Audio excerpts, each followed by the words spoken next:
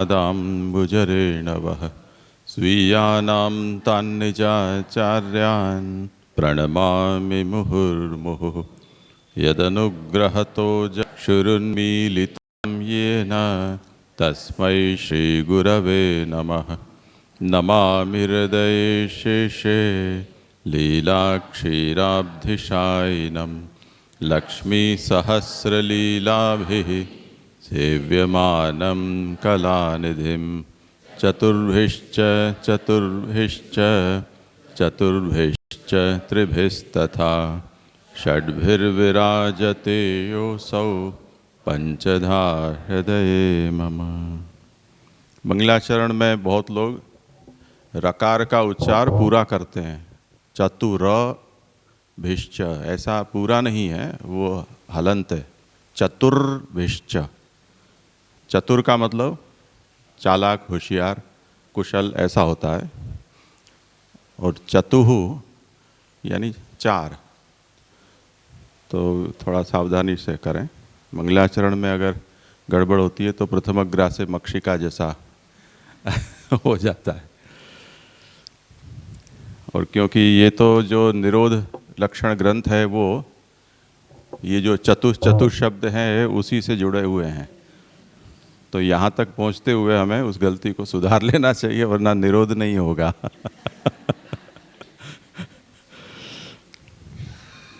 आज प्रथम दिन ग्रंथ का पारायण कर लेते हैं, आगे फिर उतना समय रहे या नहीं रहे पता नहीं।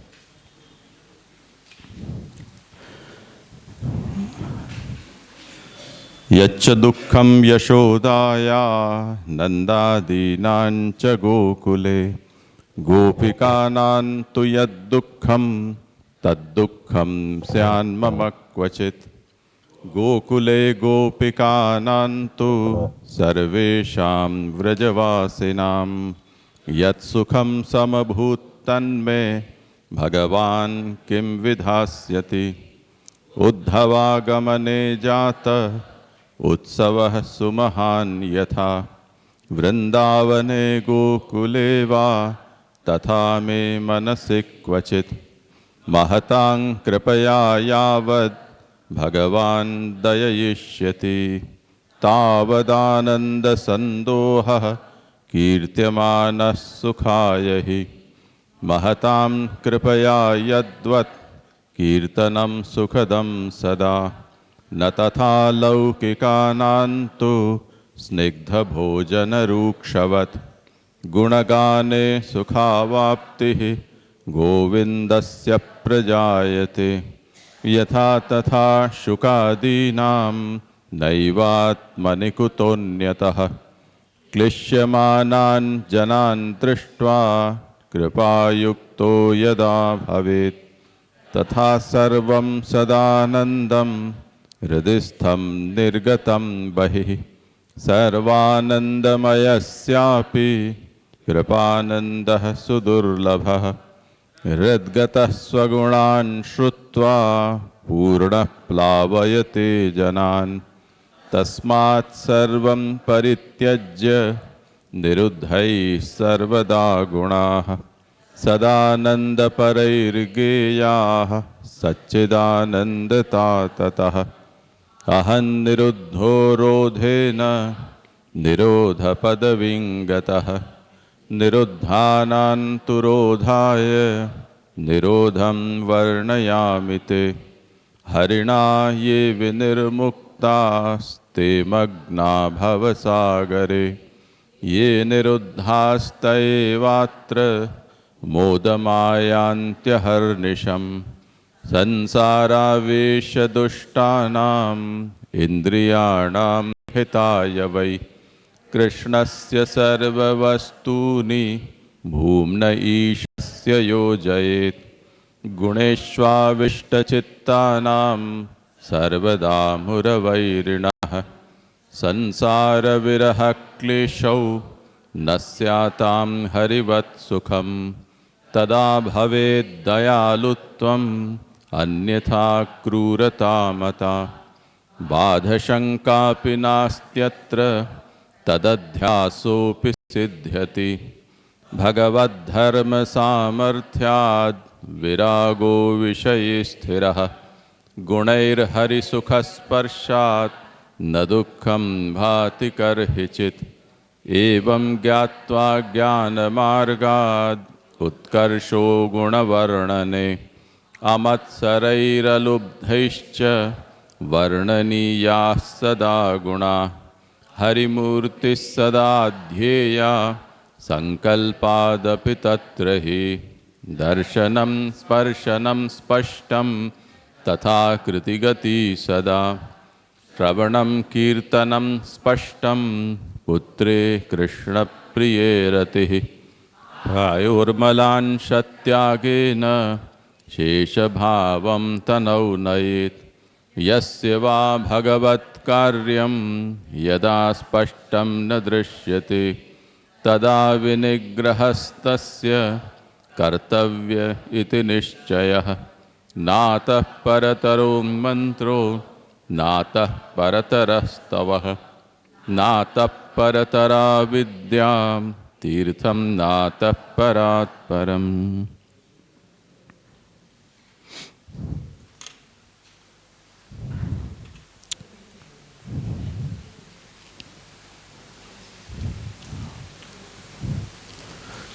धीरे धीरे चलते चलते 15वें ग्रंथ तक पहुंच गए। तो ये षोडश ग्रंथ की एक जो श्रृंखला है जो उष्णकालीन अवकाश काल में होती है और दूसरी दीपावली की, उसमें प्रवचन शैली से इन षोडश ग्रंथों का निरूपण हुआ, जो कि अधिकतर गुजराती भाषा में हुआ। उसके बाद अगस्त और जनवरी में एक ये नई श्रृंखला शुरू हुई जो मुख्यतया हिंदी भाषियों के लिए हिंदी भाषा में करना ऐसे आग्रह से हुई थी। 2-4 हिंदी भाषी हर बार उस सत्र में तो होते हैं जिनके ओर देखकर हिंदी में निरूपण संभव हो पाता है। तो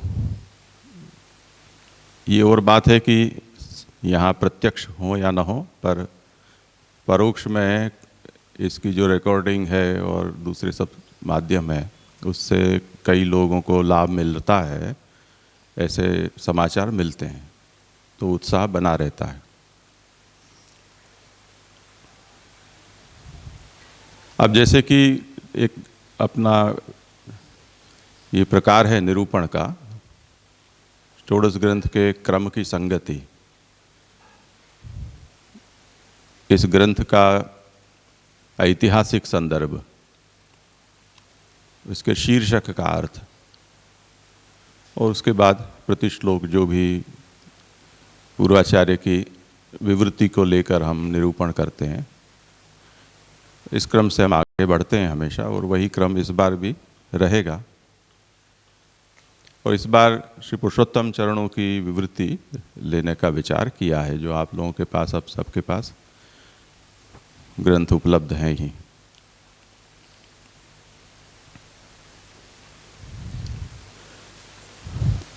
वैसे ये विवृत्ति थोड़ी अन्य परंपरागत जो व्याख्याएं हैं उनसे अलग है, शैली के हिसाब से देखा जाए तो, और थोड़ी उसमें कठिनाई भी है।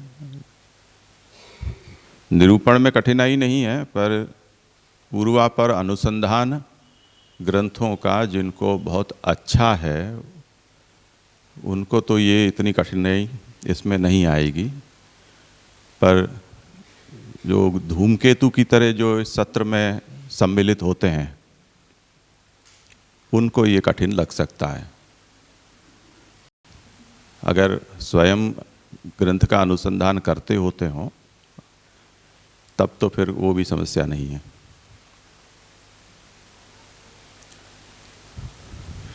तो सर्वसामान्य के लिए, उनके लिए उपकार हो, उसके लिए पहले पुरुषोत्तम जी की ही जो क्रम संगति है उसको हम ले लेते हैं। और हम ये जानते हैं कि षोडश ग्रंथों की क्रम संगति श्री द्वारकेश जी, श्री हरिराय महाप्रभु और श्री पुरुषोत्तम जी, इन तीनों आचार्यों ने लिखी हैं अपनी अपनी दृष्टि से, और थोड़ा बहुत उसमें क्रम में आगे पीछे है, बाकी बहुत ज़्यादा उसमें अंतर नहीं है। जैसे श्री पुरुषोत्तम जी का हम देखेंगे तो चतुश्लोकी ग्रंथ को छोड़कर और सब ग्रंथों में पुरुषोत्तम जी ने वही क्रम स्वीकार किया है जो कि अन्य आचार्यों ने किया है।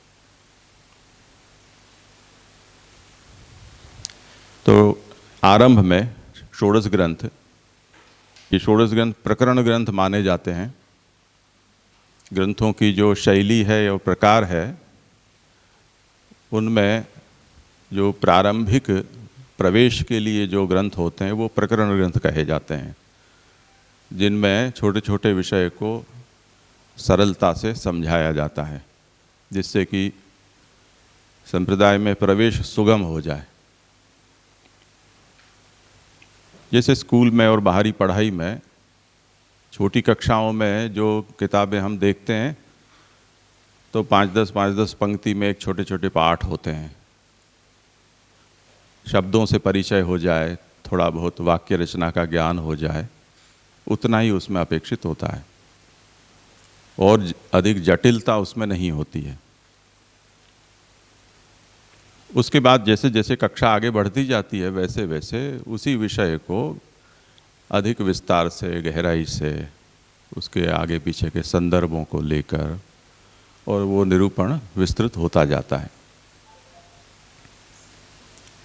उसी तरह सभी संप्रदायों में अधिकतर प्रकरण ग्रंथ पढ़ाए जाते हैं, जिससे कि जिज्ञासु जो साधक हैं उनका उसमें प्रवेश हो जाए। पर ऐसा नहीं है कि वो प्रकरण ग्रंथ तक ही वो सीमित हो उनका साहित्य। आगे जाकर उन्हीं ग्रंथों के ऊपर जैसे विवृतियों को हम पढ़ते हैं तो वही प्रकरण ग्रंथ हमको ऐसे लगते हैं कि जैसे बहुत ही कठिन हो। मूल ग्रंथ सरल लगते हैं, विवेचन के साथ उसको पढ़ते हैं तो थोड़ी उलझन लगती है उसमें, क्योंकि जिन्होंने विवृति लिखी है वो मूल आचार्य के भावों को, उन वचनों की गहराइयों को, वो कौन कौन से संदर्भ में बातें कही गई हैं, इन सब को वो अच्छी तरह से जानते हैं। तो विवृति लिखने वाले ऐसा ही साहस नहीं कर लेते हैं। पूरे वाङ्मय का अच्छी तरह से अध्ययन करने के बाद, विचार करने के बाद, और उसी का जो विषय है उससे संबद्ध जो अन्य भी संप्रदाय के ग्रंथ होते हैं, उनके विचार होते हैं, उनको भी अच्छी तरह से समझ लेने के बाद वो कुछ लिखने का उपक्रम करते हैं। तो उनका जो ज्ञान है वो ऐसा कह सकते हैं कि वो चौमुखा ज्ञान है।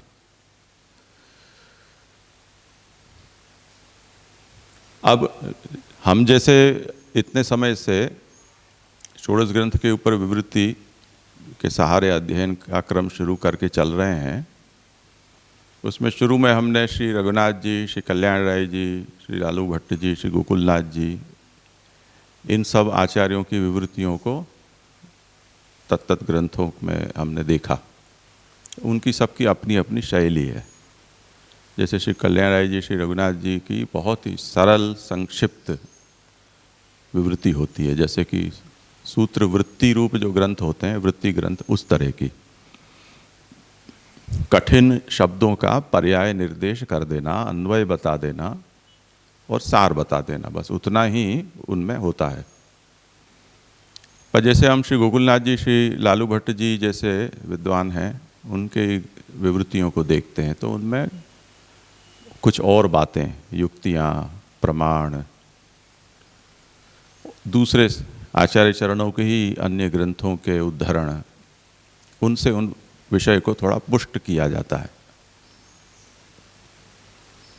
पर परमत का कोई विशेष उल्लेख, खंडन मंडन, इन सब विषयों में, उन झंझट में वो कम पढ़ते हैं। अपवादतया तो सभी में सभी कुछ मिलता है, उसकी बात नहीं करते हैं। कुछ अपने यहाँ जो आचार्य परंपरा रही उसमें प्रमाण पर भार देने वाले पूर्वाचार्य हुए, कुछ प्रमेय पर अधिक भार देने वाले हुए, कुछ दोनों को एक साथ निभाते हुए चलते हों, ऐसे भी पूर्वाचार्यों के साहित्य प्राप्त होते हैं।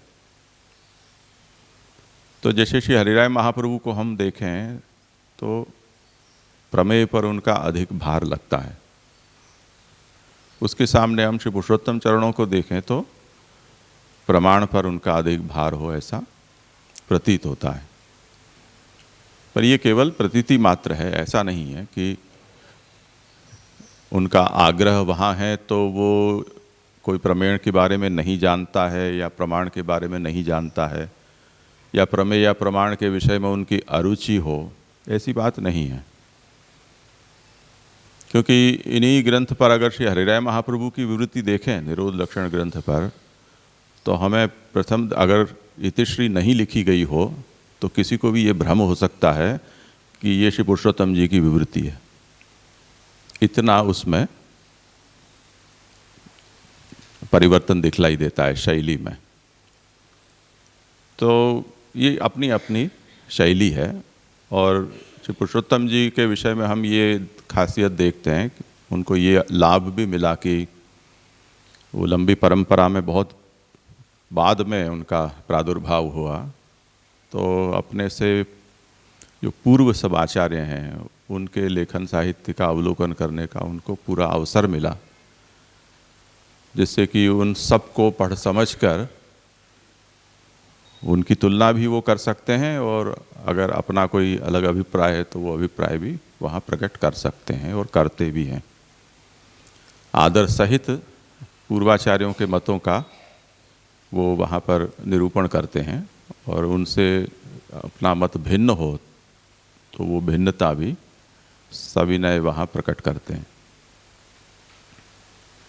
तो अब ये विवृत्ति के साथ इस प्रकरण ग्रंथ को हम पढ़ते हैं तो वो बड़ा प्रौढ़ ग्रंथ लगता है, प्रकरण ग्रंथ नहीं लगता है।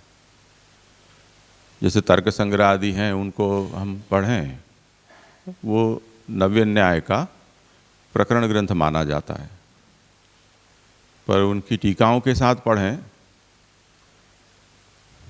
तो एक पन्ना पढ़ते पढ़ते तो आदमी बेहोशी पर पहुंच जाए, ऐसा हो जाए, ऐसी उसमें जटिलता आ जाती है। पर क्योंकि हम ये मानकर चलते हैं कि एक बार प्रवचन शैली से, श्रोत्र भाव से इन ग्रंथों पर आप सब लोगों ने काफ़ी कुछ सुन चुके हो, और अब क्योंकि 15वां ग्रंथ है संन्यास ये निरोध लक्षणम, तो 14 ग्रंथ आपने पूर्वाचार्य की मूल टीकाओं के साथ भी मिल बैठकर और सुना है, पढ़ा है, चर्चा की है। तो अब पुरुषोत्तम जी इतने भारी नहीं पढ़ने चाहिए, ऐसी आशा करते हैं। दूसरा लाभ ये भी है कि अब सबके पास उसका अनुवाद भी उपलब्ध है, ये एक बड़ी उपलब्धि है। तो नहीं तो दो समस्या आ जाती है, एक तो भाषा को समझना और दूसरा विषय को समझना। तो अब भाषा की समस्या तो हल हो गई, सबको, सबके अनुवाद सबको उपलब्ध हो गए, अब विषय को ही समझना है।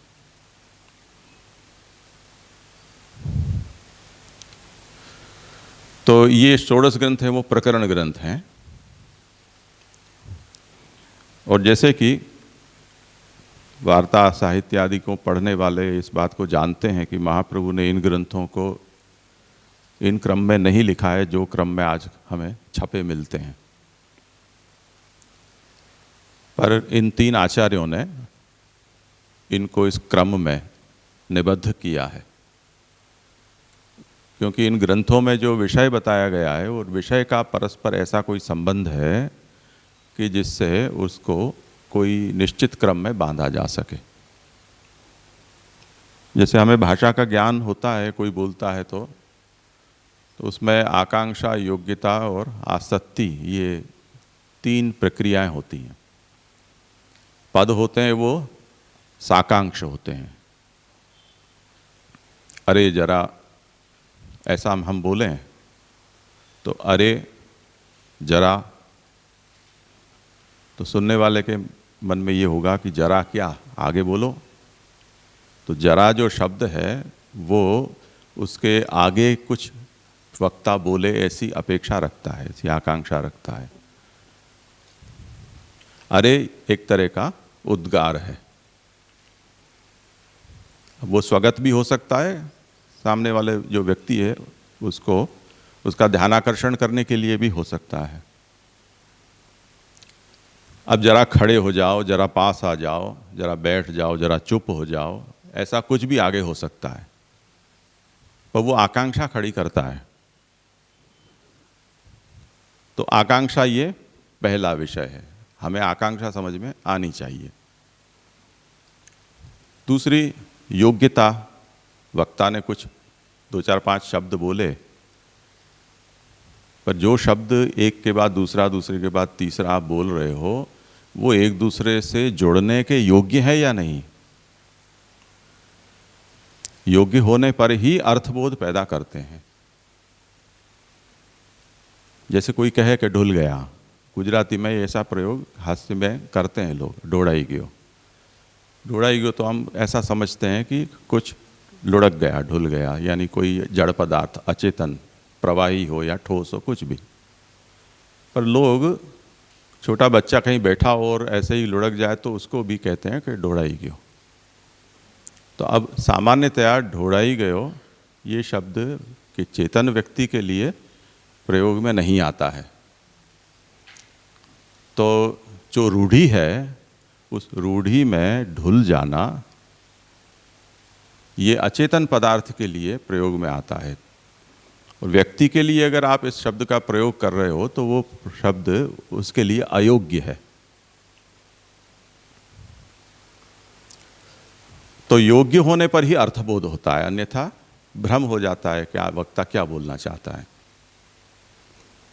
जैसे इस ओर से आलू डालो उस तरह से सोना निकलेगा, ये एक बहुत प्रसिद्ध अपने पप्पू महाराज हैं। इस शताब्दी में शायद ये ऐसा प्रथम ऐसा वाक्य होगा कि इसमें योग्यता समझ में नहीं आती है कि आलू निकले डालो और सोना कैसे निकल सकता है। तो अयोग्य पद अर्थ का बोध नहीं कर सकते हैं।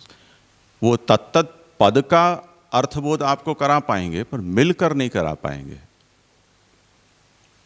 तो साकांक्ष होना चाहिए, योग्य होना चाहिए और सन्निहित होना चाहिए। यानी वो बार बार मैं कहता हूँ, अटल बिहारी वाजपेयी जी के प्रवचन की जो शैली है उसमें वो एक शब्द बोलें, उसके बाद 2-4 बार आँख मिचमिचाएं, फिर आसमान की ओर देखें, फिर दूसरा शब्द बोले जब तक सामने वाला आदमी सो जाए। तो पद है वो सन्निहित होना चाहिए। एक एक प्रहर में एक एक शब्द का आप उच्चार करोगे तो दूसरा बोलेगे तब तक पहला वाला भूल जाएगा। तो आकांक्षा, योग्यता और सन्निधि ये तीनों होने पर अर्थबोध होता है। बहुत गति से बोल जाओ कि आपको शब्द का भेद ही पता न चले, आपको ऐसा लगे कि एक ही शब्द चल रहा हो, ऐसा भी अर्थबोध नहीं हो सकता है। जो कई बार फास्ट फॉरवर्ड करते हैं, आजकल स्पीड बढ़ाकर लोग सुनते हैं ना, तो आप उसकी स्पीड बढ़ा दो तो वो इतनी तेजी गति से चलता है कि बीच में एक शब्द कहाँ टूटा दूसरा कहाँ शुरू हुआ, जिसको हम विराम कहते हैं, वो विराम कहीं आता ही नहीं है। और विराम नहीं आने पर कहाँ शब्द खत्म हुआ दूसरा शुरू हुआ, कहाँ वाक्य समाप्त हुआ नया शुरू हुआ, ये हमें पता नहीं चलता है।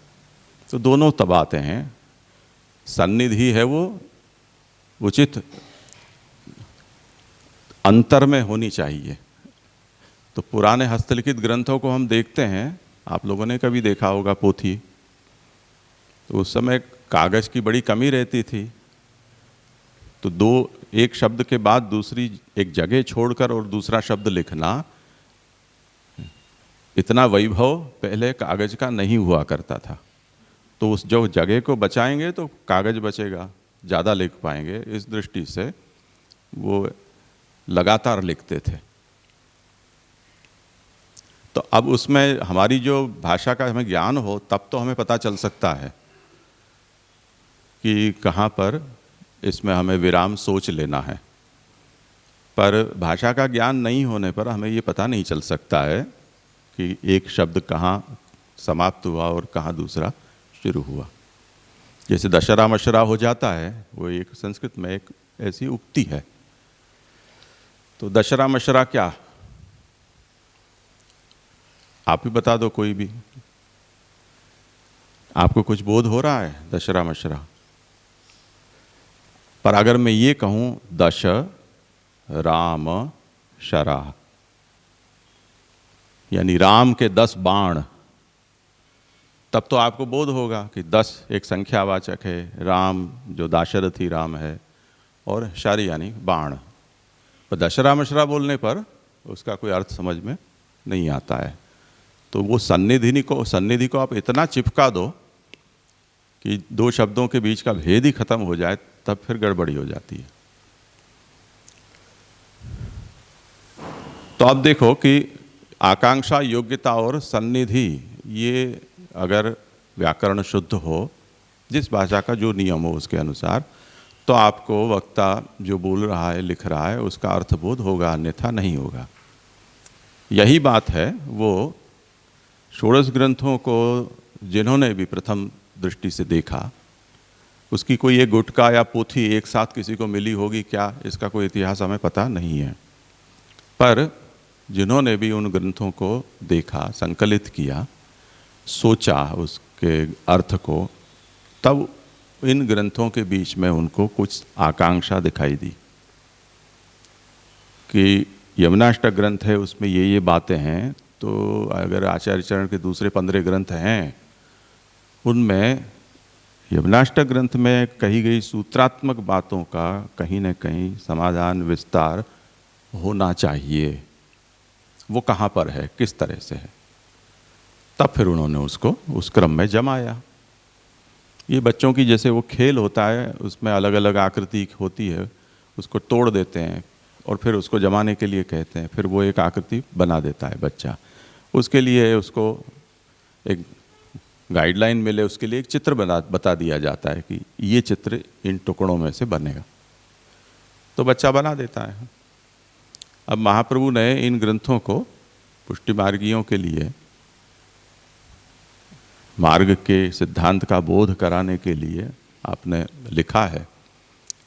तो किसी भी धर्म संप्रदाय के सिद्धांत के जितने भी पहलू हों, वो इतने गंभीर आचार्य हों, तो उन्होंने उस पर कुछ न कुछ लिखा ही होगा, ऐसा हमें मानना चाहिए। और आप ऐसा भी नहीं है कि जैसे शंकराचार्य बहुत अल्पायु में वो गए, इस तरह से आचार्य चरणों का तो नहीं हुआ, स्वेच्छा या भगवद आज्ञा से हुआ। तो जो कार्य करना था वो आपने बहुत अच्छी तरह से समय लेकर संपन्न भी किया। तो हम ये नहीं कह सकते हैं कि आचार्य चरणों ने जो संप्रदाय का प्रवर्तन किया है उसके किसी पहलू को स्पष्ट किए बिना आपने छोड़ दिया हो, तो आपने कुछ न कुछ कहा ही होगा।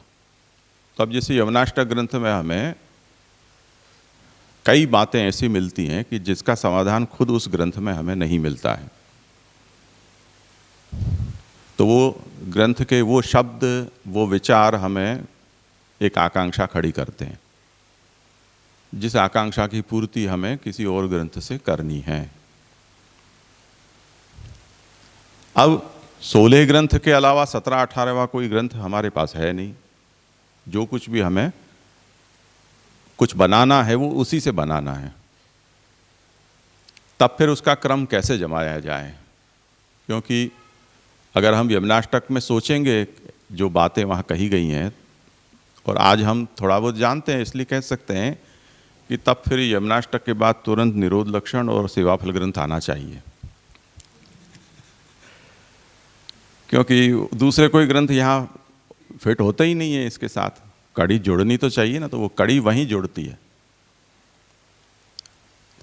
तब फिर ये कौन सी तरह की आकांक्षा है, कौन से तरह की योग्यता है, वो हमें सोचना पड़ेगा।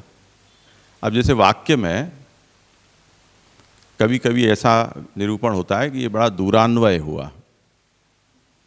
अभी हम भागवत देख रहे हैं तो उसमें अभी शायद एकादश स्कंद के ये प्रथमाध्याय में ही ये विषय आया कि 4-5 श्लोक लगातार ऐसे आए कि जिसमें प्रथम श्लोक में जो बातें नहीं है वो 5वें श्लोक से उसका अन्वय हमें जोड़ना है। विवेचन में हम उसको सुबोधनी के साथ जमाएंगे तो एक श्लोक 5-6 लाइन सुबोधनी की, फिर दूसरा, तीसरा, चौथा, पांचवा, ऐसे तो वो 2 पन्ने आगे बात चली जाती है। अब वहाँ पर आचार्य चरणों ने लिख दिया है तो हमें पता चलेगा कि ये 5वें श्लोक ले इसको उठा के और वहाँ पेस्ट करना है, तब वो पहले श्लोक का अर्थ हमें स्पष्ट होगा। ये दूरान्वय है, बड़े बहुत दूर की कोड़ी लेकर आए हो आप। ये शब्द की पूर्ति, ये वाक्य की पूर्ति आपको 5वीं 6ठी पंक्ति के बाद मिलेगी। तो हो सकता है ऐसा। अभी क्योंकि हम जो पढ़ते हैं जो साहित्य, वो या तो लौकिक होते हैं या ऐसे प्रकरण ग्रंथ होते हैं।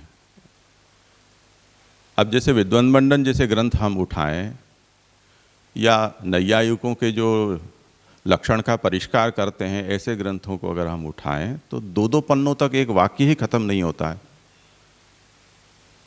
तो अब आपको वहाँ उसका अन्वय कहाँ बोध होगा? आप ये समझ लो कि एक पंक्ति हमने पढ़ी तो आपको बोध हो जाना चाहिए, पर ऐसा नहीं होता है। तो दूरान्वय जहाँ है वहाँ है, उसको हमें स्वीकारना होगा। अब जब दूरान्वय है तब उसके बीच में कौन कौन सी बातें आनी चाहिए, वो इन आचार्यों ने षोडश ग्रंथा नाम क्रम संगति ही, उस क्रम संगति में उसे बताया है।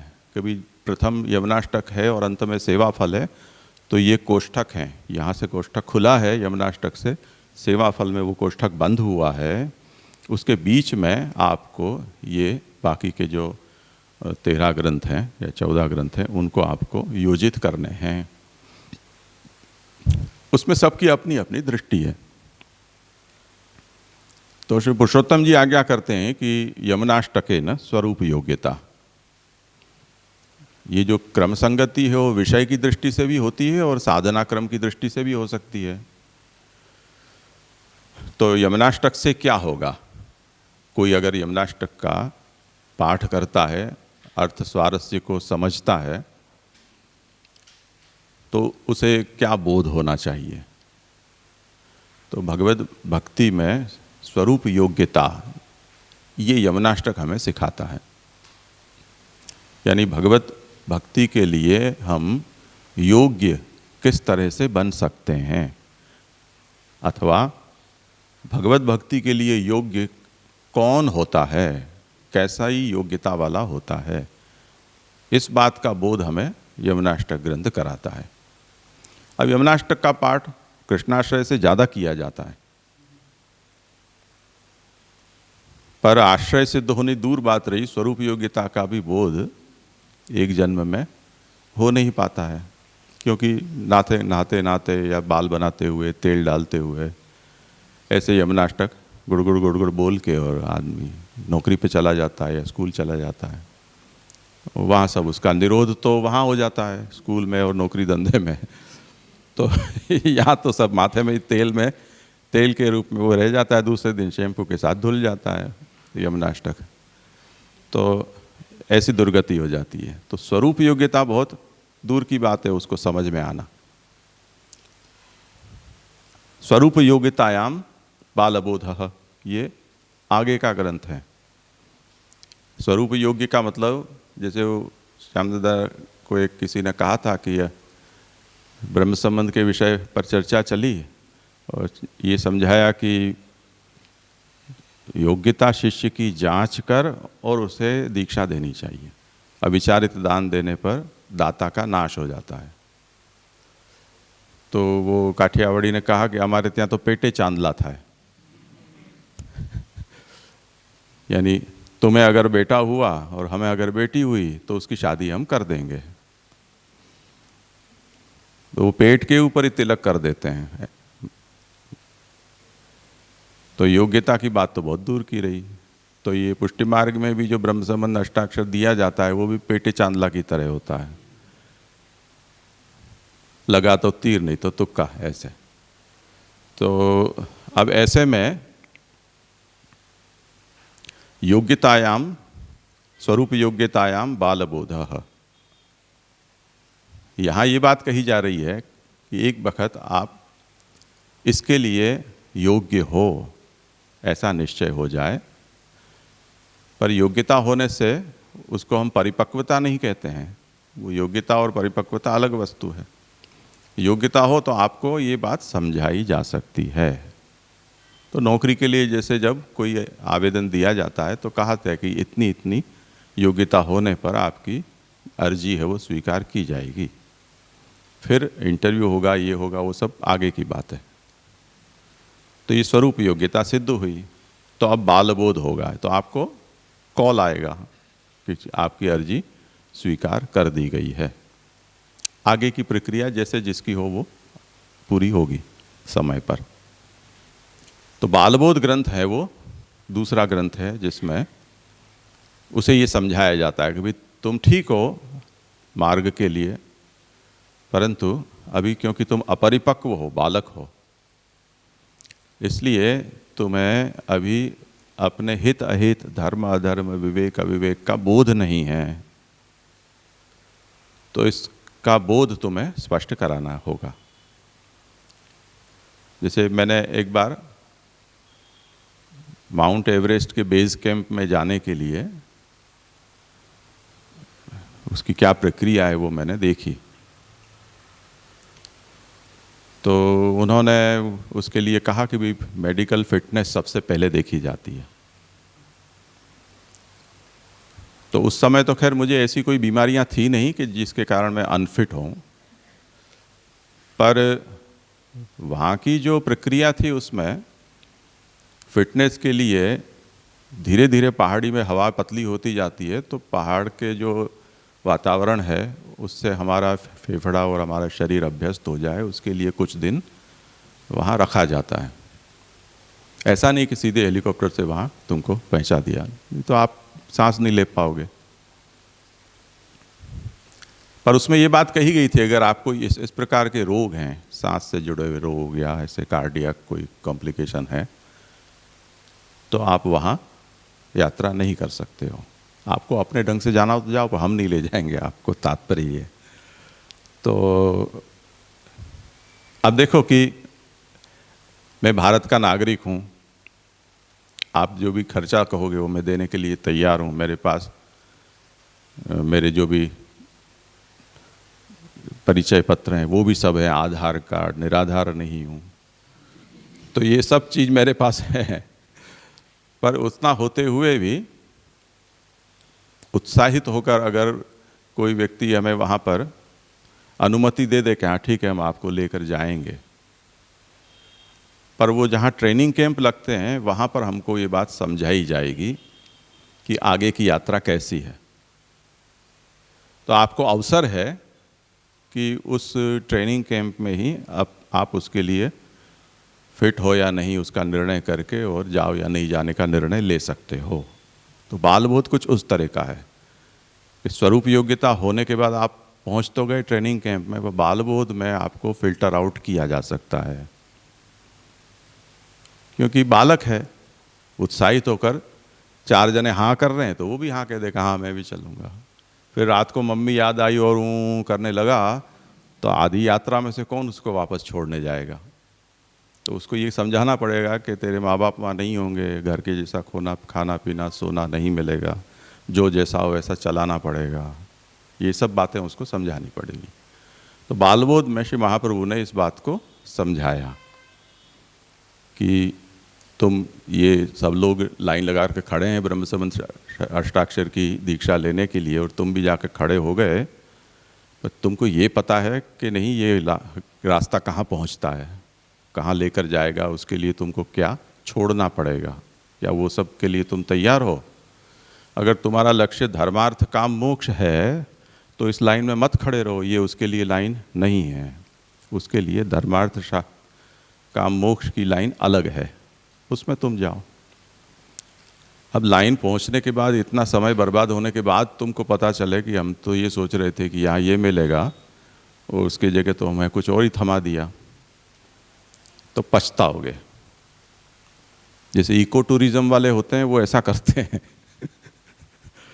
पैसा ऐसा वसूल करते हैं लोगों से, और वहाँ जाने पर सुविधा क्या होती है कि लालटेन में आपको बैठना है, गीज़र नहीं होता है पानी के लिए क्योंकि इलेक्ट्रिसिटी नहीं होती है, खटिया पर बैठना है, खटमल काटेंगे, और वो जो गांव में लोग खाते हैं रोटला और छाछ और ऐसा सब गुड़ और ये सब तुमको खाने के देंगे, और रुपए तो 1000 रुपये ले लेंगे उस एक प्लेट के, और अपने ही टांगे तोड़ो, वहाँ कोई वाहन की सुविधा नहीं मिलेगी, जो साइट होगी वो भी शहर से और इतनी दूर होगी कि बीच में से भागना हो तो आप भाग भी नहीं सकते हो तो ये आगे रास्ता ऐसा होने वाला है। अब उसमें अगर तुम इस आशा से जुड़ गए हो जिसमें आपने कुछ ऐसी स्वर्ग की और 72 हूरों की कल्पना की हो, या ऐसे अर्थ काम मोक्ष की कल्पना की हो, तो ऐसा कुछ इस मार्ग में मिलने वाला नहीं है। इस बात को समझाने के लिए बाल बोध ग्रंथ महाप्रभु ने कहा है। अब एक रोचक बात बताता हूँ कि इन दिनों एक वल्लभ कुल गोस्वामी बालकों में व्हाट्सएप ग्रुप चल रहा है पुष्टि जिज्ञासा नाम से, और उस पुष्टि जिज्ञासा में बड़ी बड़ी चर्चाएं हो रही हैं। है तो वही बाबा आदम के ज़माना की बातें, एक की बात चर्वित चरवण है, पर नए नए लोग हैं तो उन्होंने इन सब विषयों को अभी तक देखा पढ़ा नहीं है, उनके लिए ये नई चर्चा है। अब पुष्टि सिद्धांत चर्चा सभा में है और उससे पहले भी ये सब विषय चर्चित हो चुके हैं, उनके ऊपर कई वाद हो चुके हैं, उसका समाधान भी दिया जा चुका है, पर वो ग्रंथ उन्होंने कभी पढ़े नहीं है तो उनको पता नहीं है। अब वो विषय चर्चा कर रहे हैं। उसमें यही बात जो जामनगर वाले श्री हरिराय जी ने चर्चा सभा में कहा था कि जो सकाम होता है, लोकार्थी होता है, उसको भी महाप्रभु ने पुष्टि भक्ति मार्ग में अधिकारी के रूप में, भले ही जगन्याधिकारी हो, पर स्वीकार किया है। तो जो लोकार्थी होता है वो भी पुष्टि भक्ति में अधिकारी होता है, पुष्टि भक्ति मार्ग में योग्य माना जाना चाहिए। क्यों? आर्तो जिज्ञासुर अर्थार्थी ज्ञानी च भरतर्षभ चतुर्विदा भजन्ते माम। भगवान खुद कहते हैं तो हम मना करने वाले कौन है, ऐसा कहकर प्रमाण उसमें ये। तो आप ध्यान से देखो कि अगर लोकार्थी पुष्टि भक्ति में अधिकारी है तो बालबोध किसका व्यावर्तन कर रहा है, ये भी तो प्रश्न खड़ा होगा ना। बालबोध किसके लिए है? जहां तो मोक्षकामी को भी महाप्रभु पुष्टि मार्ग में स्वीकार नहीं करना चाहते हैं, उनको ये कहते हैं कि जाओ शिव जी के पास जाओ, विष्णु के पास जाओ, पुष्टि मार्ग में तुम्हारा कोई काम ही नहीं है। तो अब जिन लोगों ने देखो पद्धति से अध्ययन नहीं करने पर कैसे अनर्थ होते हैं, जानते बहुत हैं, कई पंक्तियां याद हैं, बहुत भागवत के अध्याय जानते हैं, पर वो अध्ययन अव्यवस्थित होने से उन वचनों का कैसे संगत करना, उससे कैसे तात्पर्य निकालना, ये समझ नहीं आ सकती है। तो इसलिए ये जो पूर्वाचार्य हमको पद्धति समझाते हैं उसका महत्व ये है कि हमें उसको क्रम से पढ़ना है।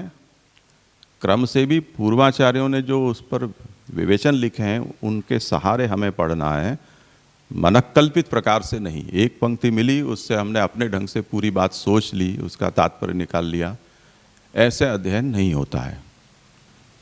तो श्री हरिराय महाप्रभु ने इस विषय में आचार्य वचन का आशय कैसे निर्धारित किया जाए उस पर जो पूरी गाइडलाइन बताई है वो हमें उसका अनुसरण करना चाहिए। तो बालबोध ग्रंथ में महाप्रभु ने ये साफ कर दिया कि स्वरूप योग्यता होने पर भी यदि आपकी कामना धर्म अर्थ काम या मोक्ष संबंधित है तब भी आप आगे बढ़ने योग्य नहीं हो, रुक जाओ वहाँ। जब ये सब दिमाग में से कचरा साफ हो जाए तब आना, कोई मना थोड़ी है। आप स्वरूपतः योग्य हो, हम मना भी नहीं करते हैं, पर अभी आप मार्ग में प्रवेश करने लायक नहीं हो। आओगे तो मार्ग का स्वरूप बिगाड़ोगे। जैसे कोई बच्चे को, हम ऐसे बच्चे को स्कूल में दाखिला दें कि जो बच्चा स्कूल में खेलने के लिए आना चाहता है। ऐसे बच्चे को स्कूल कितने दिन तक रख सकती है? आया स्कूल में, प्लेग्राउंड में बैठा हुआ है, जैसे ही प्रार्थना समाप्त हुई, अब उसको कहा जाए कि अभी तो क्लास में बैठना पड़ेगा, जब इंटरवल होगा तब तुम खेलो, तुमको मना नहीं है, या तुम जब पीटी हो तब आप खेल सकते हो। तो वो तो सुबह से 1 बजे तक वहीं बैठा हुआ है, तब फिर उसको कहना होगा ना कि अब तुम यहाँ से विदा हो। तो वो पूरा माहौल खराब करता है। इस तरह से जिसको धर्मार्थ काम मोक्ष संबंधी कामना है, ऐसे व्यक्ति को स्वरूपतः योग्य होते हुए भी इस मार्ग में प्रवेश का अधिकार नहीं है। नारायण दास गौड़ के प्रसंग में हमें ये बात जान पड़ती है कि उनके पिता ने जगन्नाथ राय जी का अनादर किया, और तब फिर वो पुरी के समुद्र किनारे पर थे, आचार्य चरण मिले और दैवी जीव जाना, उन्होंने भी शरणागत हुए, महाप्रभु को दीक्षा देने के लिए विनंती की। तब आपने कहा कि अभी तुम्हारा चित्त है वो कहीं और लगा हुआ है, तुम जीव उत्तम हो पर मार्ग का अनुसरण करने के लिए तुम योग्य नहीं हो। जब तक तुम्हारे दिमाग में से ये भूसा निकलेगा नहीं, तब तक तुम पुष्टि मार्ग में कुछ नहीं कर पाओगे। तो दीक्षा देने का कोई फ़ायदा नहीं है। जब तुम कुछ करने लायक हो जाओ तब मैं ज़रूर तुमको दीक्षा दूंगा। तो बस यही बात सीधी सी है कि स्वरूपतः योग्य हो पर करने धरने लायक कुछ नहीं हो तो बाहर बैठे रहो, बाट देखो, अपनी योग्यता बढ़ाओ, अयोग्यता दूर करो, जब योग्य बनो तब आना। ये बात बालबोध ग्रंथ में हमें समझ में आती है। अब स्वकीयतायाम स्वमार्गोपदेशः, जब बालबोध से हमें ये बात समझ में आ गई कि ये पुष्टि मार्ग है, ये पुष्टि मार्ग नहीं है, धर्मार्थ काम मोक्ष हमारा लक्ष्य नहीं है, भगवान श्री कृष्ण हमारा लक्ष्य है, उनकी भक्ति हमारा लक्ष्य है, तब ये स्वकीयता हुई। अब स्वकीयता होने पर स्वमार्गोपदेश होगा। तो सिद्धांत मुक्तावली ग्रंथ में स्वमार्ग का उपदेश स्वसिद्धांत के रूप में किया गया। उसके बाद पुष्टि मार्गीय जीव ज्ञानार्थम पुष्टि प्रवाह मर्यादा ग्रंथ। अब क्योंकि साधन और फल ये दोनों भगवान के द्वारा किए गए वर्ण पर आधारित होते हैं, तो जिसका वर्ण होगा जिस मार्ग के लिए, उस मार्ग के अगर हम जीव हैं और हम उस मार्ग का भगवान ने कहा हुआ साधन कर रहे हैं, तो हमें वो मार्ग आगे जाकर फलित होगा, प्रभु फलदान करेंगे। उसमें भी शुद्ध और मिश्र के भेद होते हैं, जीव की अवस्था के भी भेद होते हैं। तो स्वमार्ग का उपदेश हो जाने के बाद हमें हमारा जीव कैसा है, कौन सी कक्षा या अवस्था पर है, इस बात को हमें समझना होगा। ये बात हमें पुष्टि प्रवाह मर्यादा भेद ग्रंथ से समझ में आती है। ये हमें कहाँ से हमें अपनी यात्रा शुरू करनी है ये बोध कराता है। तो जैसे हम कोई बीमारी हमारे में आती है और हम जाते हैं तो हमारा इलाज करने से पहले कई तरह के परीक्षण होते हैं, खून का होता है, वजन का होता है, थायराइड होता है, कोलेस्ट्रॉल, ये वो सब, जिससे कि पता चले कि इसके शरीर में कितनी शक्ति है और कितना रोग है, उस मात्रा के अनुसार फिर उसको आगे का इलाज बताया जाएगा। उसमें गड़बड़ी होने पर ओवरडोज हो सकता है या कम डोज हो सकता है, आगे जाकर जटिलताएं बढ़ सकती हैं। तो अपनी स्थिति को समझना ये बहुत ज़रूरी होता है हर किसी विषय में, वो पढ़ाई लिखाई का हो, नौकरी का हो, धर्म साधना का हो, कहीं यात्रा सैर सपाटा करना हो, कुछ भी हो। अब हम लोग एक बार जा रहे थे यात्रा में और टोल बूथ के आग पास है पहुँच कर कहा कि आपका में बैलेंस नहीं है, फास्टैग में आपको दुगने पैसे देने पड़ेंगे। अब ज़्यादा कानून का भी ज्ञान नहीं था और ये ऑनलाइन ट्रांजैक्शन का भी बहुत ज़्यादा अनुभव नहीं था। बैलेंस तो बता रहा था उसमें, अब न जाने किस कारण से वॉलेट में वो बैलेंस की रकम जा नहीं पा रही होगी, या जो भी कुछ हो।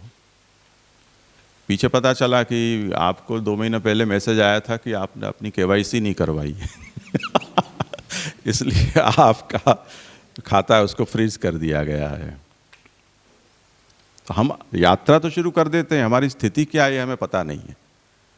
तो वहाँ जाने पर हमको पता चला, अब तो फिर दुगना देना ही पड़ा, तो देना ही पड़ा। तो 500 के 1000 हो गए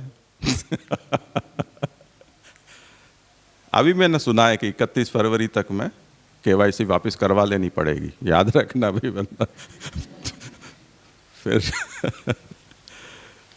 तो ये बात है कि हमारी स्थिति को हम जाने, ये पुष्टि प्रवाह मर्यादा भेद से हमें समझ में आता है। उसके बाद अब हम पता चल गया कि हम कौन है, क्या हैं, कैसे हैं, कहाँ पर हैं, तब हाँ बोलिए ना।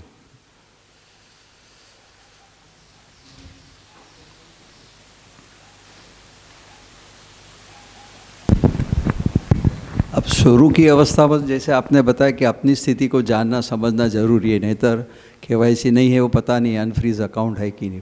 पर सांप्रत में तकलीफ़ ये है कि या तो अधिकारिता, योग्यता या स्थिति एज फार एज आध्यात्मिकता और ये दैवी साधना का कंसर्न है, तो वो या तो कोई अच्छे गुरु की प्राप्ति, जैसे हम लोग सद्भागी है, पर वो नहीं अवेलेबल है जीव को।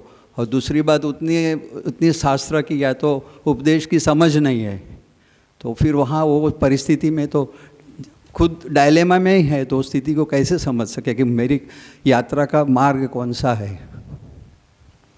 हाँ, ये बात सही है, व्यावहारिक कठिनाई ये होती है, पर इसमें 2 रास्ते हैं। एक तो महाजनो येन गतस्स पंथा, जो अधिकतर लोग करते हैं। हम जैसे हिंदुस्तान में रहते हैं, इतने कानून हैं कि वकील भी नहीं जानता है, इतने हिंदुस्तान में कानून हैं, और कब वो बदल जाते हैं, अपडेट होता है, वो भी पता नहीं चलता है। तो हमारे जैसे लोगों की कहाँ बात है। तो जैसे चला आ रहा है ऐसे करो,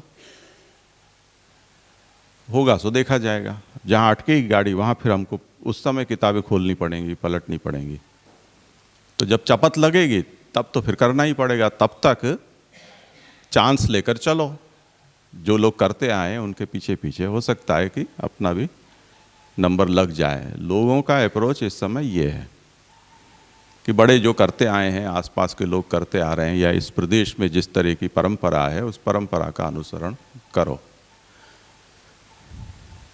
पर अगर कोई व्यक्ति बहुत ही गंभीर है और इस विषय को